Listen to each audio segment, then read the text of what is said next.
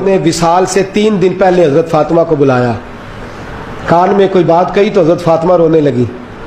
حضرت عائشہ کہتی ہیں پھر کان میں کہا تو ہنسنے لگی۔ حضور کے وصال کے بعد میں نے پوچھا فاطمہ کیا بات ہوئی تھی؟ فرمایا نبی پاک نے میرے کان میں کہا تھا فاطمہ میرے جانے کا وقت آ گیا ہے، تو میں رو پڑی۔ پھر حضور نے فرمایا جنت میں تو سب سے پہلے مجھ سے ملاقات کرے گی، تو فرماتی ہے میں ہنس پڑی۔ حضور کا وصال ہوا۔ حضرت انس بن مالک چونکہ چھوٹے سے تھے، گھر کے کام کاج کرتے تھے شروع سے، وہ آئے تو جناب علی فرماتے ہیں فاطمہ کہنے لگی حضور کو دفن کر کے لوٹے، تدفین سے فارغ ہوئے، قبر مبارک میں اتارا، حکم پورا کیا، کہتے ہیں واپس آئے تو جناب انس سے سیدہ فاطمہ کہنے لگی انس تو نے بھی میرے رسول پہ مٹی ڈالی ہے، انس تیری جرت ہو گئی تھی؟ فرماتے ہیں اس وقت فاطمہ کا پہلا آنسو گرا، اور پھر 6 مہینے حضور کے بعد حیات رہی، میں نے اس کے آنسو ہی گرتے دیکھے۔ لوگ سو جاتے، وہ حضور کے روضے پہ جا کے بیٹھ جاتی، کہتے ہیں میں سمجھاتا بہلاتا، لیکن فاطمہ کہتی علی صبر اپنی جگہ، کرم اپنی جگہ، اور میں تجھے کیا بتاؤں، بہن بھائی پہلے سارے چلے گئے، والدہ پہلے چھوڑ گئی، اب حضور علیہ الصلوۃ والسلام نے بھی پردہ ڈال لیا ہے، مجھے چار اور جانب کچھ دکھائی نہیں دیتا۔ کہتے ہیں 6واں مہینہ تھا حضور کے وصال کو۔ ایک دن مسکراتی ہوئی فاطمہ گھر آئی روزے سے رات کو بچوں کے ساتھ، تو شیر خدا کہنے لگے،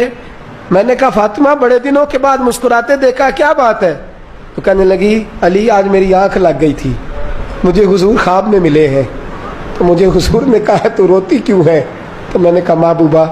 میرا دل نہیں لگتا۔ تو فرمایا بیٹی تیاری کر تو میرے پاس آنے والی ہے۔ حضرت علی فرماتے ہیں بس فاطمہ بیمار ہوئی،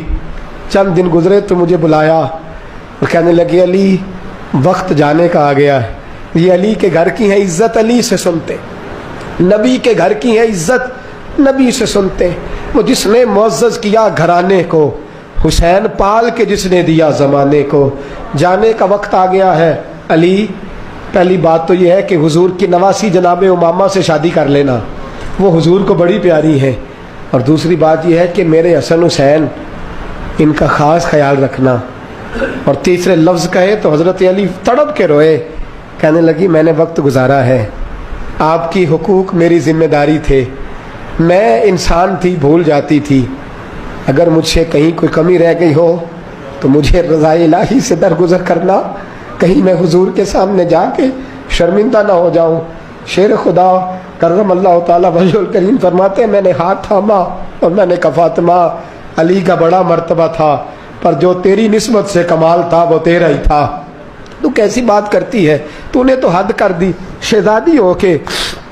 میرے گھر میں خادموں کی طرح رہی۔ حضرت فاطمہ رضی اللہ تعالیٰ عنہا کا دوسرا حکم یہ ہوا کہ مجھے رات کو دفنایا جائے، اور فرمایا میرے پہلے مدینے میں ایسا نہیں ہوتا تھا، یہ حضرت فاطمہ نے سب سے پہلے کہا، فرمایا میری چارپائی کے ساتھ لگا کے نا شاخیں، چارپائی کے ساتھ تو اوپر لا کے انہیں اوپر سے باندھ دینا، اور ان شاخوں کے اوپر ایک کپڑا ڈالنا، میرے کفن پر بھی کسی کی نظر نہ پڑ جائے،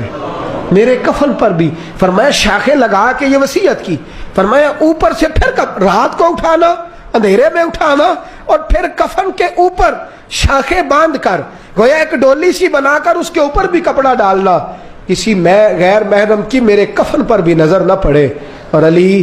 مجھے اپنے ہاتھوں سے قبر میں اتار کے اللہ کے سپرد کرنا۔ جناب انس بن مالک فرماتے ایک قیامت حضور کے وصال پہ دیکھی تھی، اور دوسری قیامت میں نے حضرت فاطمہ کا جنازہ اٹھی تو دیکھی۔ فرماتے ہیں عمر فاروق ایک کونے میں لگ کے رو رہے تھے، میں گیا، میں نے کہا عمر تو دلیر آدمی ہے، تجھے کیا ہوا؟ تو کہنے لگے پہلے حضور گئے تھے، اب نشانی مصطفیٰ بھی رخصت ہو گئی ہے، ہم بچوں کو بھیجتے تھے، فاطمہ کی دعائیں مصطفیٰ کی دعائیں لگتی تھیں، دیکھو سیدہ بھی رخصت ہو گئی۔ میرے نبی پاک صلی اللہ علیہ وسلم نے فرمایا میری عزت والی بیٹی جب قیامت والے دن آئے گی، قیامت والے دن تو اللہ فرشتوں سے، نبیوں سے، ولیوں سے کہے گا گردنیں جھکا لو، آنکھیں بند کر لو، محمد کی بیٹی فاطمہ کی سواری گزرنے والی۔